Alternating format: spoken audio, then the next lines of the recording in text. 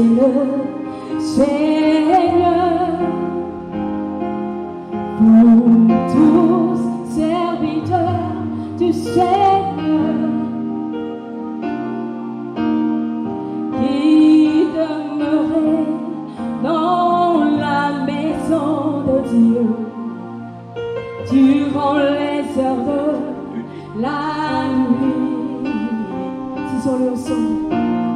Bénissez le Seigneur, vous tous serviteurs du Seigneur,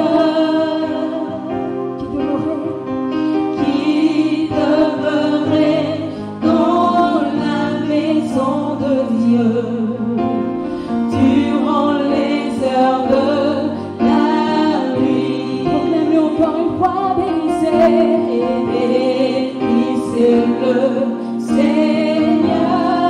Nous tous serviteurs du Seigneur, tous serviteurs du Seigneur, lui qui demeurait dans la maison de l'Éternel, qui demeurait dans la maison de Dieu durant les heures de la nuit.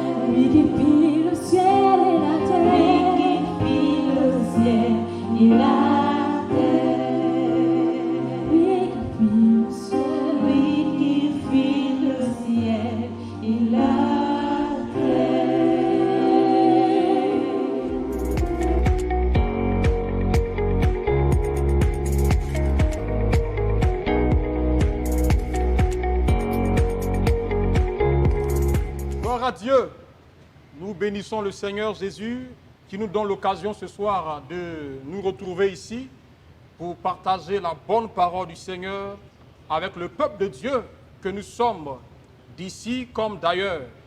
Nous voulons toutefois aussi remercier l'homme de Dieu qui nous donne l'occasion ce soir de prendre parole afin d'édifier l'ensemble du corps de Christ à travers sa parole. Mais avant, permettez que nous prions le Seigneur pour lui recommander ces instants importants. Nous te bénissons, notre Père et notre Dieu, toi qui autorises ces moments importants ce soir pour parler au cœur de ton peuple, pour que davantage notre foi soit affermie en toi, pour que nous tenions ferme jusqu'à ton avènement futur, Seigneur, et que nous soyons une église glorieuse, vivante, qui réjouisse ton cœur. Bénis l'écoute de ta parole dans notre cœur, au nom puissant de Jésus. Amen. Je vous invite donc à lire avec moi dans le psaume numéro 42.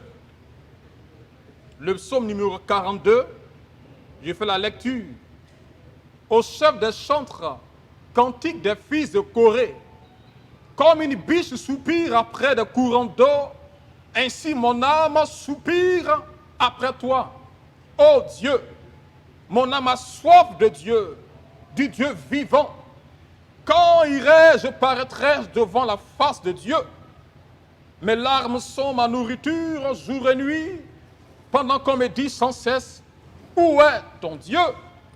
Je me rappelle avec effusion de cœur, quand je marchais entouré de la foule et que je m'avançais à sa tête vers la maison de Dieu, au milieu des cris de joie, et des actions de grâce d'une multitude en fait. Pourquoi t'as battu mon âme et gémis-tu au-dedans de moi? Espère en Dieu, car je le louerai encore. Il est mon salut et mon Dieu. Mon âme est abattue au-dedans de moi. Aussi c'est à toi que je pense, depuis le pays du Jourdain, depuis l'Hermon, depuis la montagne de Mitséar. Un flot appelle un autre flot au bruit de tes ondées. Toutes tes vagues et tous tes flots passent sur moi. Le jour, l'Éternel m'accordait sa grâce. La nuit, je chantais ses louanges. J'adressais du moins une prière au Dieu de ma vie. Je dis à Dieu, mon rocher, pourquoi m'oublies-tu? Pourquoi dois-je marcher dans la tristesse, sous l'oppression de l'ennemi? Mes os se brisent quand mes persécuteurs m'outragent, en me disant sans cesse, où est ton Dieu? Pourquoi t'as battu mon âme et gémis-tu au-dedans de moi? Espère en Dieu, car je le louerai encore. Il est mon salut et mon Dieu. Amen. Bien-aimés frères et sœurs, je voudrais porter regard sur les deux versets importants, le verset 6 et le verset 12, qui sont ici répétés par le psalmiste qui dit ceci. Pourquoi t'as battu mon âme et gémis-tu au-dedans de moi? Espère en Dieu, car je le louerai encore. Il est mon salut et mon Dieu. Ce soir, le thème que je vous propose est le suivant. L'espérance en Dieu, l'une des clés pour vaincre la détresse. L'espérance en Dieu, l'une des clés pour vaincre la détresse. Ici, le psalmiste, à travers ces interrogations qu'il se pose dans les différents versets, verset 3 où il dit ceci, « Quand irai-je paraîtrai devant la face de Dieu ?» Ainsi, verset 4, « Où est ton Dieu ?» Verset 6, « Pourquoi t'as battu mon âme et gémis-tu au-dedans de moi ?» Verset aussi bien 10, où dit, « Pourquoi m'oublies-tu? Pourquoi dois-je marcher dans la tristesse sous l'oppression de l'ennemi ?» Et le verset 12 également, « Pourquoi t'as battu mon âme et gémis-tu dedans de moi ?» Ce sont des interrogations qui font appel ici à une situation de détresse, de tristesse, une situation de forte dépression que vivait le psalmiste, en l'occurrence le roi David. Et il faut dire que le contexte se situe dans 2 Samuel, chapitre 17, où il est dit que Achitophel, je lis 2 Samuel 17, le verset 1 jusqu'à 4, pour m'en tenir à ces versets. Achitophel dit à Absalom, laisse-moi choisir 12 000 hommes. Je me lèverai et je poursuivrai David cette nuit même. Je le surprendrai pendant qu'il est fatigué et que ses mains sont affaiblies. Je l'épouvanterai et tout le peuple qui est avec lui s'enfuira. Je frapperai le roi seul et je ramènerai à toi tout le peuple. La mort de l'homme à qui tu en veux assurera le retour de tous et tout le peuple sera en paix. Cette parole plut à Absalom et à tous les anciens d'Israël. Voici le complot, voici le projet ténébreux, diabolique, funeste que Achitophel avait mijoté contre David et contre le peuple de Dieu. Il allait voir son fils Absalom pour le poursuivre, pour l'anéantir.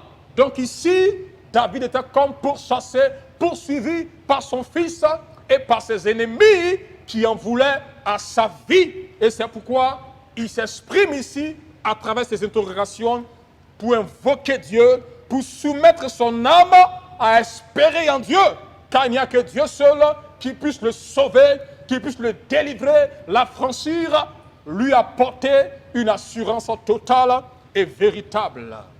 Gloire à Dieu. Bien-aimés frères et sœurs, en ces temps aussi de crise sanitaire, je crois que plusieurs ont leur âme qui sont abattus dans la détresse. Ils ne savent que faire, à quel saint se vouer. Mais ce soir, Dieu invite chacun à engager son âme tout entière, à espérer en Dieu, en ce Dieu vivant et vrai, ce Dieu qui sauve, qui délivre, pour que nous puissions toujours le servir, toujours l'adorer comme il se doit, pour la seule gloire de son nom. Voyons en premier lieu, qu'est-ce qui peut être à l'origine du découragement de l'âme? Quelques raisons seront ici évoquées à travers ce texte que nous avons lu. Premier élément qu'on peut relever, il dit, comme une biche soupire après des courants d'eau, ainsi mon âme soupire après toi, ô Dieu. Mon âme a soif de Dieu, du Dieu vivant. Quand irai-je, je paraîtrai devant la face de Dieu. Ici, le psalmiste est dans le besoin. Il a besoin d'une eau qui puisse lui apporter la vie. Pas la vie humaine en tant que telle, mais la vie spirituelle. Et cette vie spirituelle ne peut que provenir de Dieu, qui est la source d'eau vive, intarissable, inaltérable. C'est pourquoi il dira que j'ai soif, et il précise, j'ai soif du Dieu vivant, le Dieu qui donne la vie, qui restaure l'âme, qui console, qui libère, qui affranchit. Donc, ce qui peut amener l'âme à s'attrister ou être dans la détresse, c'est quand nous manquons de la présence véritable de Dieu. L'âme ici ne peut donc plus adorer Dieu comme il se doit, et l'esprit non plus, parce qu'il faut dire que l'homme est composé de trois parties, l'esprit, l'âme et le corps. Et l'âme ici est le siège de l'intelligence qui est propre à l'homme, en relation avec le corps par son cerveau. L'âme aussi est le siège de la volonté de l'homme, et les choix qu'il peut opérer dans tous ses désirs. Et enfin, l'âme aussi est le siège des sentiments, la joie, la tristesse, la haine, tout cela sont exprimés à travers l'âme. Donc si l'âme est attristée, l'âme n'a plus cette force-là d'adorer Dieu, l'esprit aussi ne pourra pas être en contact, en communion avec Dieu, et non plus le corps ne pourra réagir pour aller devant Dieu.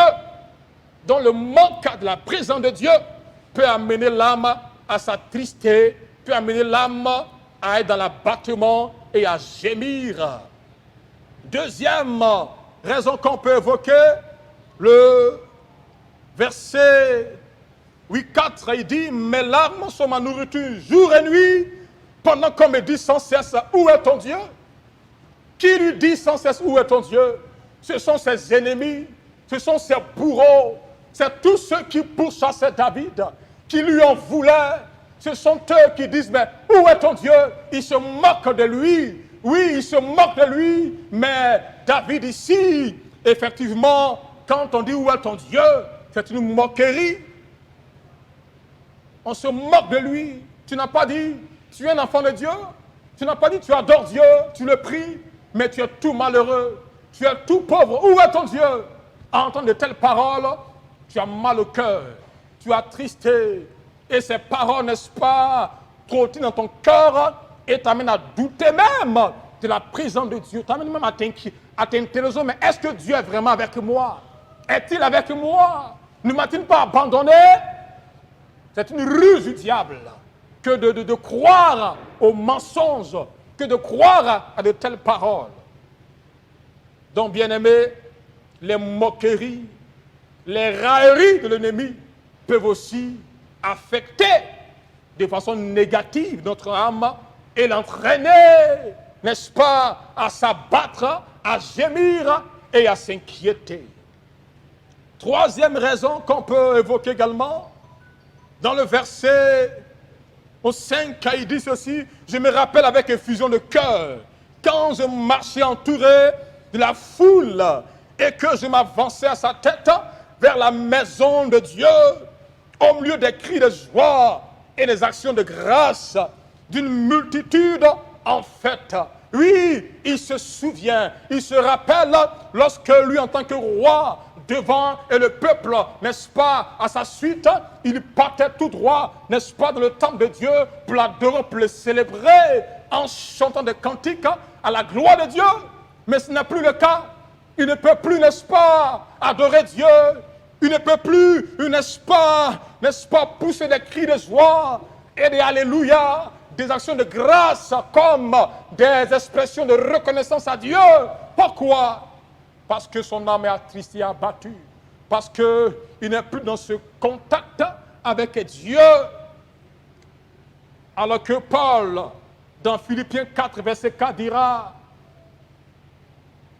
soyez toujours joyeux, je le répète, bien-aimés, soyez toujours joyeux.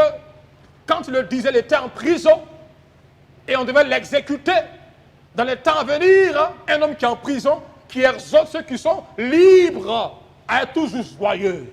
Oui, la joie ici, c'est l'une des facettes du fruit de l'esprit dont parle l'apôtre Paul. Ce n'est pas la joie qui est circonstancielle, qui est conditionnée par une réussite quelconque, par un bonheur quelconque et qui peut passer, mais une joie profonde qui émane, qui provient du Saint-Esprit, une telle joie qu'il fasse beau, qu'il fasse mauvais temps, mais nous sommes tout le temps joyeux parce que Christ est notre joie et nous sommes tout le temps heureux. Alléluia! Bien-aimés frères et sœurs, quelle est l'origine de la source de ta joie? Est-ce Dieu ou est-ce tes biens que tu possèdes? Éphésiens 5, verset 20 aussi, Paul dira: rendez continuellement grâce à Dieu pour toutes choses par notre Seigneur Jésus-Christ. Donc David ne pouvait plus de façon constante continuer à rendre grâce à Dieu. Et là, il dit: je me rappelle. Ça lui fait encore mal, il se souvient. Bien-aimés frères et sœurs, la paix de la joie de Dieu et le manque de reconnaissance au Seigneur peuvent aussi attrister notre âme. Dernière raison qu'on peut évoquer pour s'arrêter là par rapport aux raisons. Il dit le verset 10, je dis à mon Dieu, mon rocher, pourquoi m'oublies-tu? Pourquoi dois-je marcher dans la tristesse sous l'oppression de l'ennemi? Le fait de marcher dans la tristesse sous l'oppression de l'ennemi ou d'être oublié par Dieu aussi attriste notre âme. Cette crise sanitaire, plusieurs s'interrogent. Mais où est Dieu? Nous l'invoquons. Pourquoi ne met-il pas fin à ce malheur, à ce feu diabolique qui est allumé, qui, n'est-ce pas, nous a confinés, qui nous empêche même de sortir et de travailler? Où est Dieu? Mais Dieu fait ce qui lui plaît.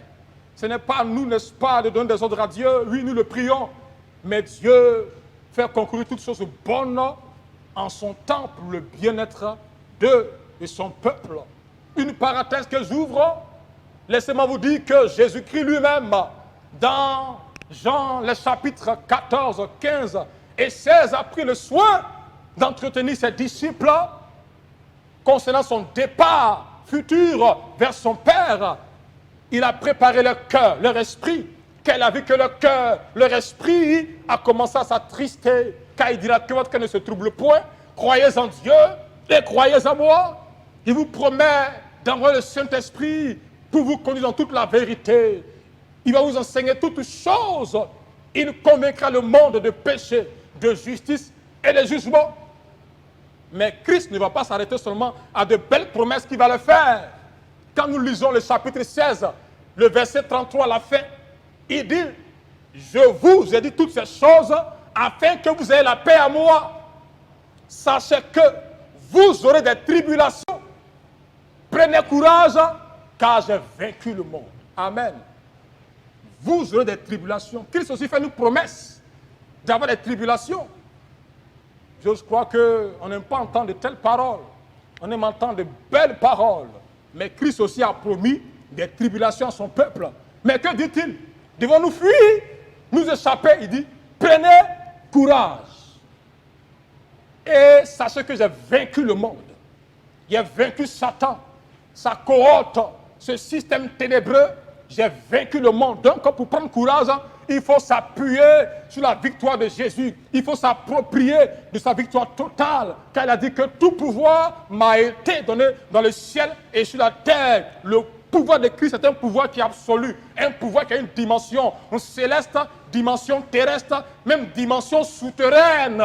Car toutes les créatures qui sont dans les cieux, sur la terre, se procèdent devant lui et l'adorent au siècle des siècles.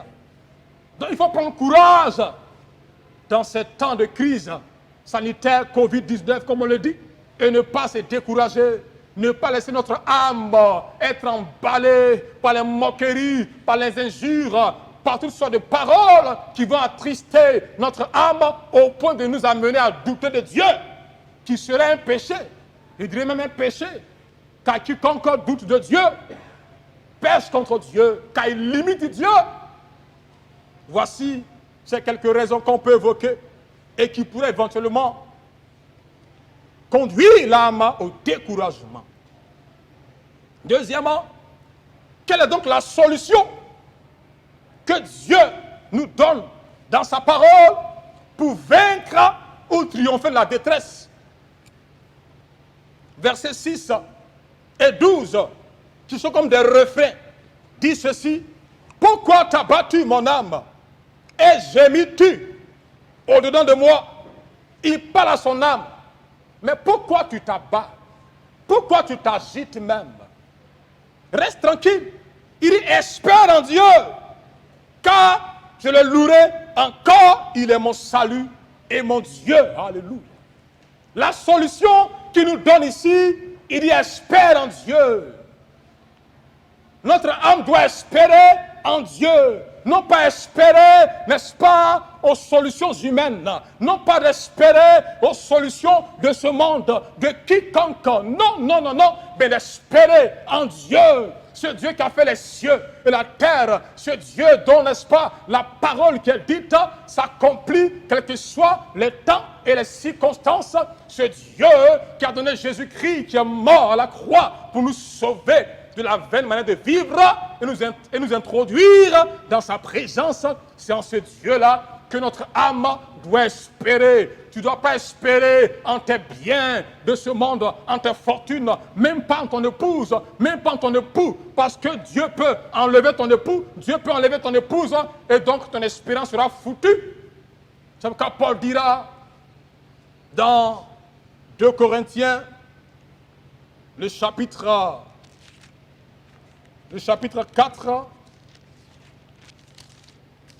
2 Corinthiens, le chapitre 4, il dit ceci, verset 18, parce que nous regardons non point aux choses visibles, mais à celles qui sont invisibles, car les choses visibles sont passagères et les invisibles sont éternelles.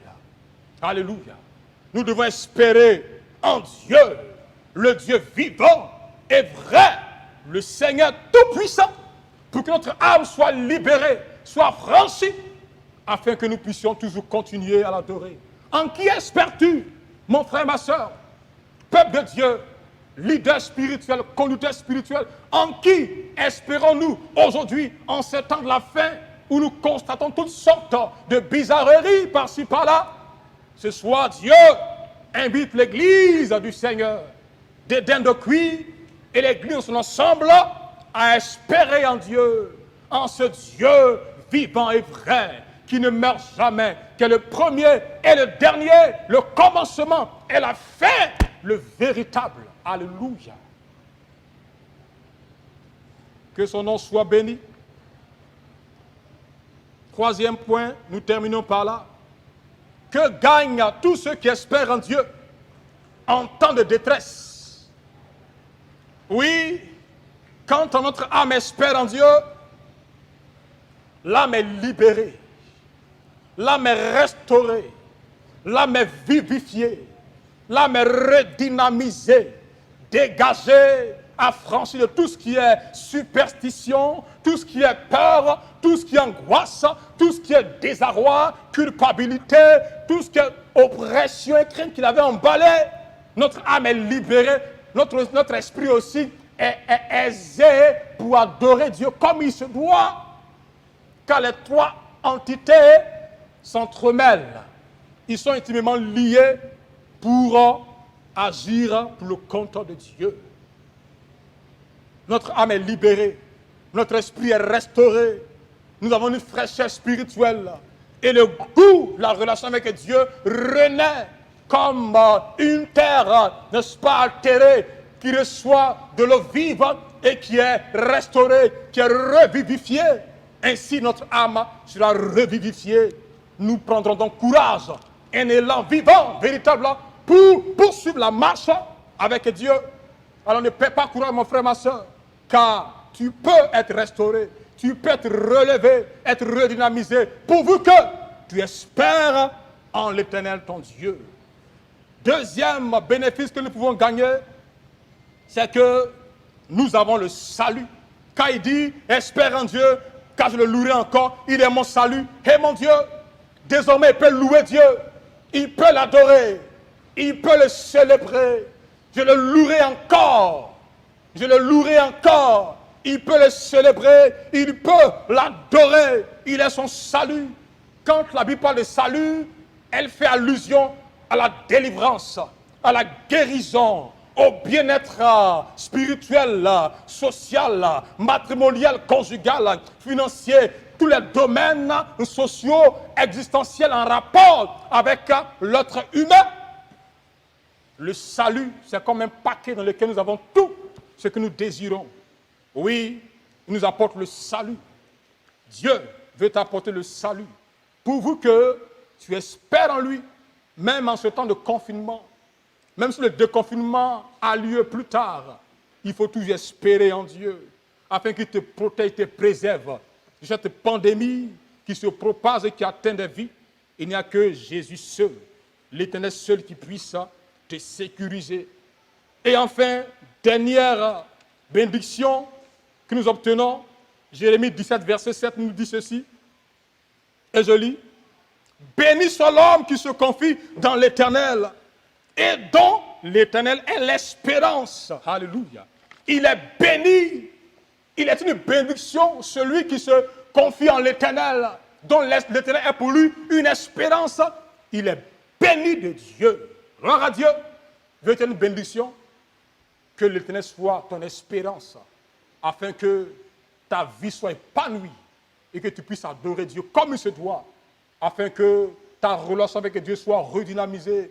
Tu sois un homme, n'est-ce pas, qui loue Dieu à tout moment, malgré les situations qui peuvent arriver, et que tu sois un instrument puissant entre ses mains pour faire avancer son royaume ici-bas, sur la terre.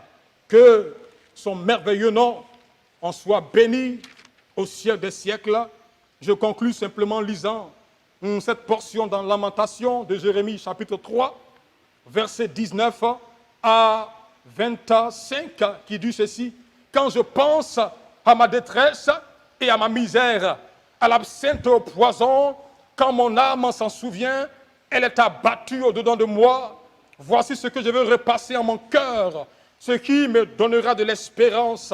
Les bontés de l'Éternel ne sont pas épuisées, ses compassions ne sont pas le terme. Elles se renouvellent chaque matin. Oh, que ta fidélité est grande! L'Éternel est mon partage, dit mon âme. C'est pourquoi je veux espérer en lui. L'Éternel a de la bonté pour qui espère en lui? Pour l'âme qui le cherche. Il a de la bonté pour qui espère en lui. Que son nom soit béni au siècle des siècles. Amen. Nous te bénissons pour ta grâce et pour ta parole, Seigneur. Nous te prions afin que tu puisses aider ton peuple à espérer en toi, quelles que soient les circonstances, les situations qui pourraient éventuellement advenir, oh Dieu, à espérer en toi pour que le salut soit évident, la restauration, la délivrance, que nous puissions te louer comme il se doit et réjouir ton cœur afin que certains ces démons soient de plus en plus vaincus, la chair et le monde aussi vaincus, et que Christ soit valorisé, glorifié à travers notre vie. Que ton nom soit béni au nom de Jésus. Amen.